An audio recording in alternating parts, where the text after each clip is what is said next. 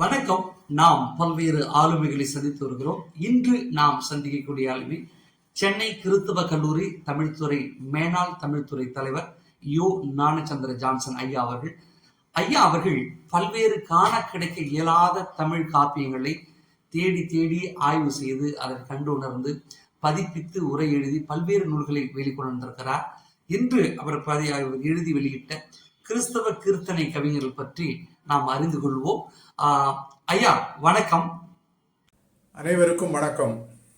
கிறிஸ்தவ கீர்த்தனை கவிஞர்கள் என்னும் நூல் கீர்த்தனா பதிப்பகத்தின் மூலம் வெளிவந்துள்ளது. இந்த நூலில் 91 கீர்த்தனை கவிஞர்களுடைய வரலாறும் அவர்களுடைய படைப்புகளும் விளக்கப்பட்டுள்ளன. கிறிஸ்தவ வழிபாட்டில் 3 வகையான பாடல்கள் முக்கியத்துவம் வகிக்கின்றன.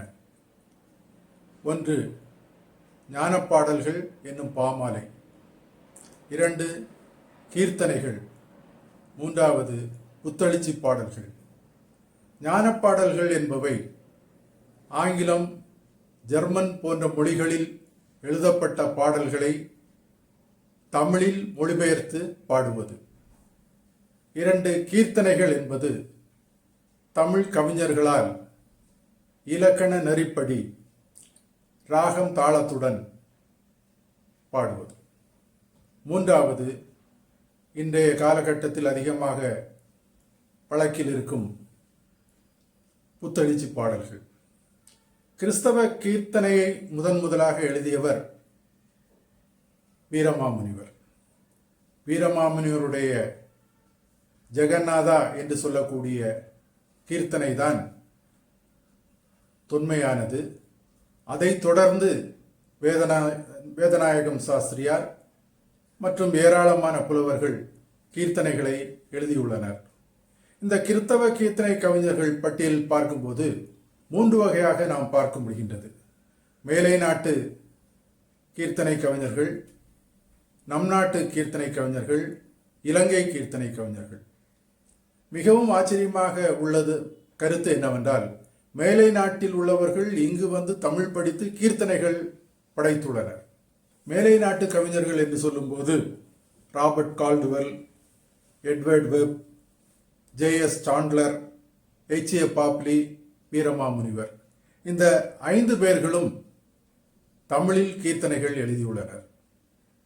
அந்த கீர்த்தனைகள் இன்றும் பாடப்பட்டு வருகின்றன. அடுத்தபடியாக நம் நாட்டு கவிஞர்கள், வேதநாயகம் சாஸ்திரியாரிலிருந்து இன்று வரை ஏராளமான கவிஞர்கள் கீர்த்தனைகளை படைத்துள்ளனர்.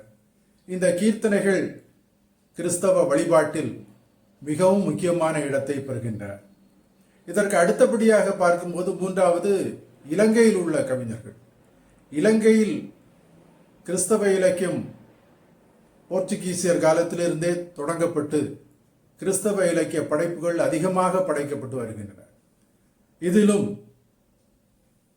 சுமார் 30க்கும் மேற்பட்ட கீர்த்தனை கவிஞர்கள் 170க்கும் அதிகமான கீர்த்தனைகளை இயற்றியுள்ளனர்.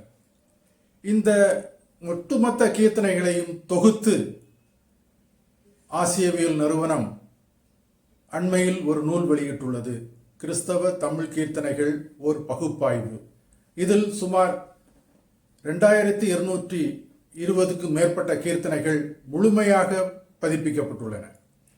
சரணங்கள், அந்த ஆசிரியர்கள் எத்தனை சரணங்கள் எழுதினார்களோ அத்தனை சரணங்களையும் இந்த நூல் கொண்டுள்ளது. இந்த நூலில் பின்னிணைப்பாக 59 கீர்த்தனை கவிஞர்களின் புகைப்படங்கள் இடம்பெற்றுள்ளன. இதில் பல கவிஞர்களுடைய படங்கள் காண கிடைக்காதவை.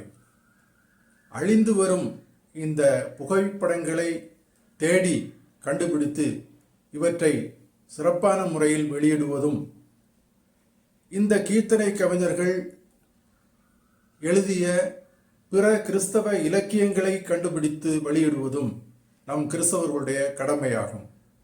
கீர்த்தனைகளை பாடும்போது பொருள் உணர்ந்து பாடுவது நம்முடைய வாழ்க்கைக்கும் அந்த ஆராதனை சிறப்பாக அமைவதற்கும் இன்றியமையாதது என்பதை நாம் மனதில் கொள்ள வேண்டும்.